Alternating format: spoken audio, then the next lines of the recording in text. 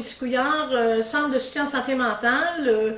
Je viens d'exposer ce matin le problème que les gens qui souffrent de troubles de personnalité limite, c'est un trouble grave qui a de sérieuses limitations psychosociales.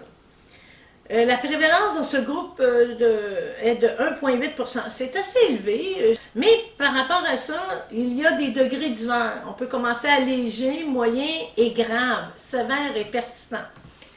La personne qui est atteinte de ce trouble, beaucoup plus souvent qu'on pense, ils ont le déni de leur maladie parce que c'est une maladie qui comporte beaucoup de facettes. C'est des gens qui sont colériques, qui ont des comportements erratiques, comportements impulsifs, ça veut dire.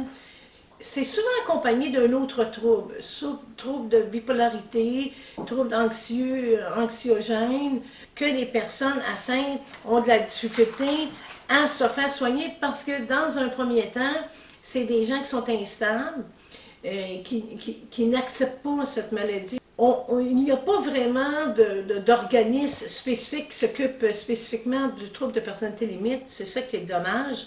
Il est difficile de suivre une thérapie comme cognitivo-comportementale. Moi, j'ai suivi quelques personnes, mais le traitement dure peu de temps parce qu'ils se découragent. N'ont pas la notion de dire, bien gars, je vais persister, je vais continuer. Malheureusement, ces gens-là ont de la difficulté à reconnaître dans un premier temps qu'ils ont un trouble de santé mentale, puis c'est une maladie mentale. La pression est trop forte, et puis il dégage beaucoup de maladresse et d'impulsivité. Il y a des possibilités aujourd'hui de mieux gérer la gestion des émotions. Et ça, le problème que les TPL ont, c'est ça, ils sont incapables de gérer leurs émotions. Nous, ici, au Centre de soutien en santé mentale, on offre à plusieurs personnes des cours, un genre de thérapie, dans le sens l'intelligence émotionnelle.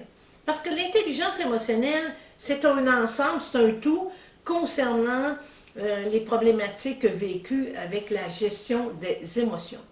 Et les personnes atteintes de TPL, les principaux symptômes, c'est vraiment les émotions qui sortent tout croche, qui ont de la difficulté à gérer.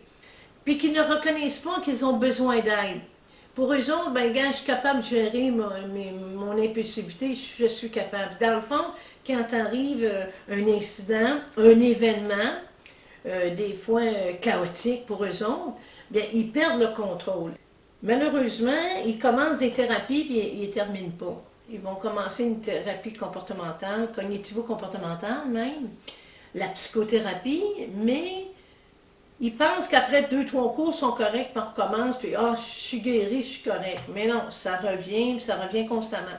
C'est avec moi, je crois fortement qu'après 45 ans, là, ils deviennent plus matures, plus posés. Puis il y en a qui vont prendre de la médication, puis d'autres, ils ne veulent pas en prendre, mais ils vont être capables de mieux gérer leurs émotions. Et des fois, il faut les hospitaliser. Il y en a qui vont être capables de garder une certaine forme de stabilité, mais donc incapables. Fait que c'est un trouble, en résumé, le trouble de personnalité limite, c'est un trouble grave. Et c'est ça qui fait que les TPL qui souffrent d'un trouble assez sévère ne reconnaissent pas. On dirait que plus qu'ils ont eu trouble sévère, plus qu'ils ne reconnaissent pas que leur maladie, leur trouble nécessite un traitement, une psychothérapie. Il y a peu d'organismes qui vont s'occuper de ces gens-là.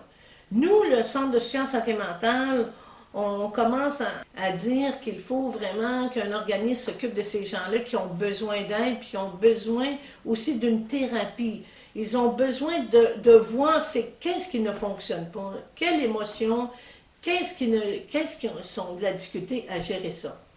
Malheureusement, dans les années qu'on vit là, présentement, il y a aussi le fait que ces gens-là, pour atténuer leur souffrance, parce qu'ils souffrent beaucoup, les personnes atteintes de TPL souffrent beaucoup, énormément même, surtout quand c'est persistant et sévère, et ils prennent de la drogue, malheureusement beaucoup de drogue, pour atténuer leur souffrance. Mais ça l'aide pas, la drogue, ça ne fait qu'amplifier leur souffrance, le lendemain, bien, ça recommençait toujours à zéro, on repart toujours à zéro.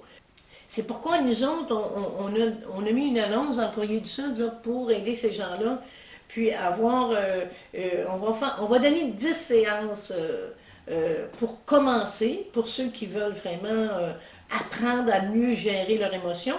Fait que c'est une forme d'intelligence émotionnelle, c'est des cours axés sur le mieux-être pour la personne, pour mieux apprendre à gérer ses émotions. Fait qu'on vous invite à communiquer avec le Centre de soutien en santé mentale dans le 450-677-4347. Demandez Lucie ou José. Et sur ça, je vous dis bien merci et appelez-nous si vous voulez en savoir davantage sur nos cours qu'on donne dans les prochaines semaines. Par vidéoconférence, n'oubliez pas qu'on est en confinement. Merci, bonjour.